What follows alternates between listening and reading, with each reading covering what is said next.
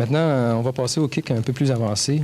On va démontrer sur un instrument qu'on utilise qui s'appelle le Air Shield, ni plus ni moins qu'un coussin d'air, ni plus ni moins un pneumatique qu'ils utilisent en football.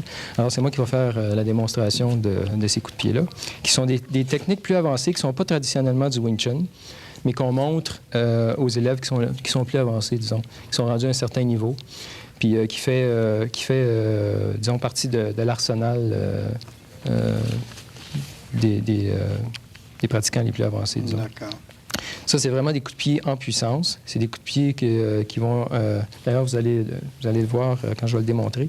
C'est tiré vraiment du Jeet Kune Do, qui est Bruce Lee, ni plus ni moins. D'accord. Moi, j'avais une photo, j'aimerais qu'on puisse montrer, parce que vous avez votre maître. En effet, le grand maître du Wing Chun traditionnel, c'est... J'aimerais qu'on puisse...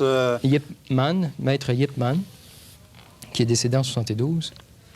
Et c'est vraiment lui qui a popularisé, qui a amené, disons, le Wing Chun de derrière ce qu'on appelle le rideau de fer de la Chine communiste. Alors lui s'est établi à Hong Kong, puis un de ses élèves, entre autres, était Bruce Lee.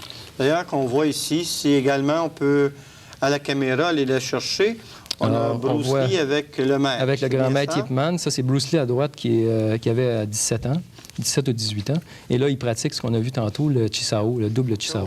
D'accord. Donc, on va demander à Michel de nous revenir et on va te laisser prendre place. On te remercie. De très bons commentaires, comme toujours. Merci.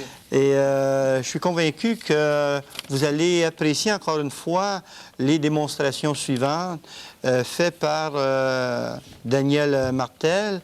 Et... on a eu droit à une très bonne démonstration, Michel. On se rend compte que c'est de la bonne technique, c'est efficace et ça demande également beaucoup d'heures de travail.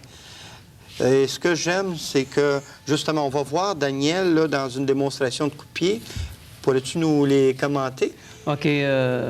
Daniel, qu'est-ce qu'il va faire? C'est un roundhouse kick qu'il appelle. Il utilise beaucoup la hanche. Puis c'est avec la hanche qu'il développe sa force.